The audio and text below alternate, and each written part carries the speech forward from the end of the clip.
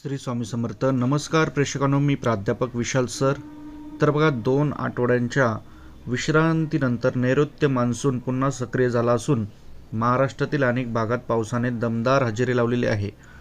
मुंबईसह पुढील 48 तासात मान्सून दाखवून होण्याची शक्यता व्यक्त करण्यात आली असून कोकण, पश्चिम महाराष्ट्र, मराठवाड्यात देखील येलो अलर्ट जारी करण्यात आलेला आहे. तर महाराष्ट्रातील कुठल्या जिल्ह्यात पाऊस सक्रिय होणार आहे, कोणत्या तारखेला पडणार आहे, याविषयी आपण पूर्ण माहिती घेणार आहोत.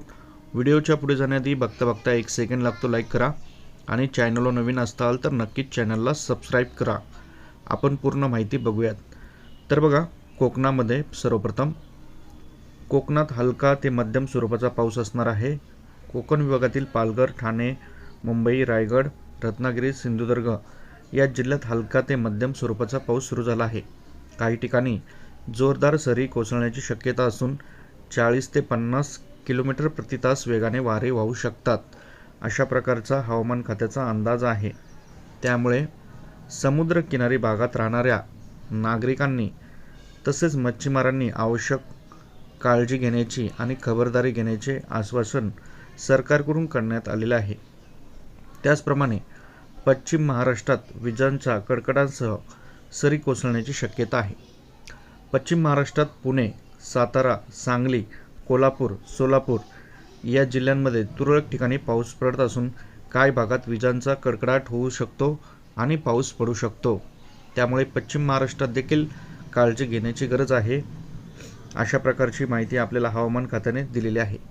मराठवाड्यात बघा, छत्रपती संभाजीनगर, जालना, परभणी, बीड, हिंगोली, नांदेड या जिल्ह्यात हलका ते मध्यम स्वरूपाचा पाऊस पडण्याचा अंदाज व्यक्त करण्यात आलेला आहे.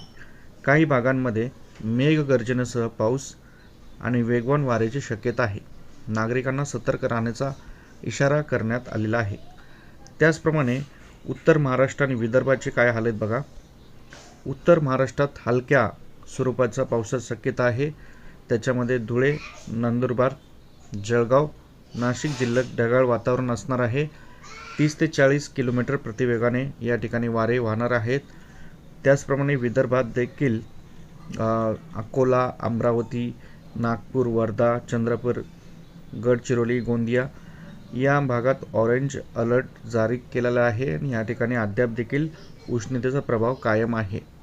येथे उष्ण आणि दमट हवामानामुळे नागरिकांना त्रास सहन करावा लागणार आहे आणि मान्सूनच्या प्रतीक्षेची आणखीन त्यांना वाट पाहावी लागणार आहे. सरासरी शेतकऱ्यांना सांगितलेलं आहे की पावसाची पेरणीची तुम्ही घाई करू नका. पाऊस 26 ते 27 तारखेनंतर महाराष्ट्रात पुन्हा एकदा सक्रिय होऊ शकतो. त्यानंतर पेरणी तुम्ही करू शकतात. त्यामुळे पेरणीची अद्याप देखील घाई करू नका.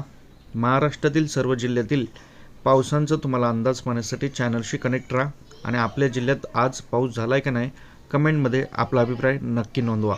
श्री स्वामी समर्थ.